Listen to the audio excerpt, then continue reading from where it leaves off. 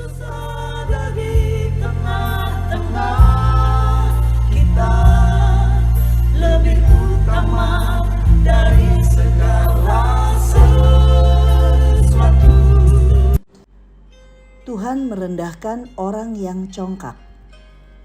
Jadi sekarang aku Nebukadnezar memuji, meninggikan dan memuliakan Raja Sorga yang segala perbuatannya adalah benar dan jalan-jalannya adalah adil, dan yang sanggup merendahkan mereka yang berlaku congkak. Daniel 4 ayat 37. Sahabat Iktus, salah satu nasihat yang diajarkan oleh Amsal kepada kita adalah jangan menjadi orang congkak. Jelas dikatakan rumah orang congkak dirobohkan oleh Tuhan. Tuhan mengizinkan kita melewati masa penderitaan untuk merobohkan kecongkakan kita.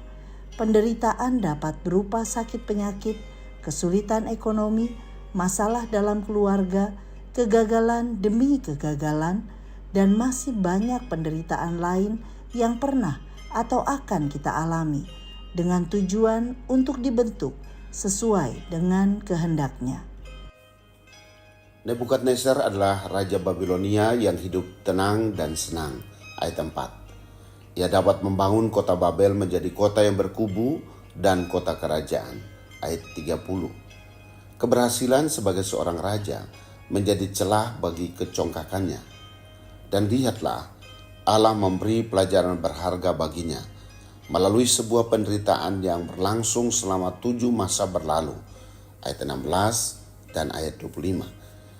Ia kehilangan akal budinya dan menjadi sama seperti binatang.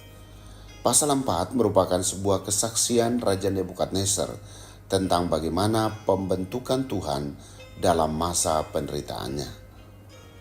1. Ia belajar untuk menempatkan Tuhan lebih tinggi dibandingkan dirinya. Raja Nebukadnezar menempatkan kekuasaan dirinya lebih tinggi daripada kemahakuasaan Allah. Pelajaran berharga ia dapatkan melalui sebuah penderitaan. Hati manusia menjadi hati binatang. Ayat 16. Tuhan bisa berbuat apa saja agar kita sadar bahwa Dialah yang Maha Kuasa. Hal ini membuat Nebukadnezar mengalami perubahan yang luar biasa. Ia menjadi pribadi yang memuji Yang Maha Tinggi dan membesarkan dan memuliakan Yang Maha Hidup kekal itu. 2. Ia belajar untuk memahami kedaulatan Allah di atas segala sesuatu. Ia memberikannya kepada siapa yang dikehendakinya.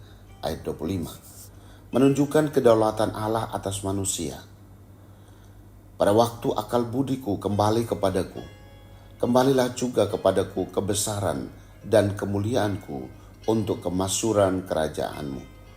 Ayat 36. Nebukadnezar kembali memiliki kemakmuran yang lebih besar dari waktu sebelum ia mengalami penderitaan yang hebat.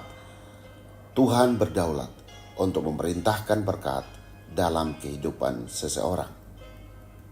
3. Ia belajar untuk bersyukur dan menyaksikan cinta kasih Tuhan.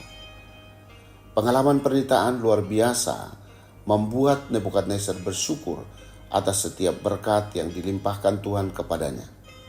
Aku berkenan memaklumkan tanda-tanda dan mujizat-mujizat yang telah dilakukan Allah yang Maha Tinggi kepadaku.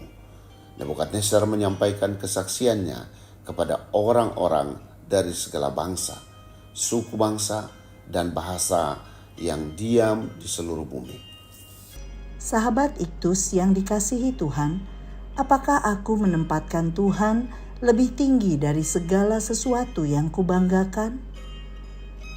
Sudahkah aku mengandalkan Tuhan sebagai pribadi yang berdaulat atas segala sesuatu? Apakah yang seharusnya kulakukan melihat pembentukan Tuhan di dalam penderitaan yang kualami? Tuhan Yesus, ampuniku karena selalu menganggap bahwa keberhasilan adalah karena usaha dan kepandaianku, padahal Engkaulah yang memberi semua berkat dan keberhasilan itu. Aku bersyukur karena penderitaan membawaku semakin mengenal-Mu. Inilah alasanku selalu memuji nama-Mu, bahkan di tengah penderitaan yang kualami.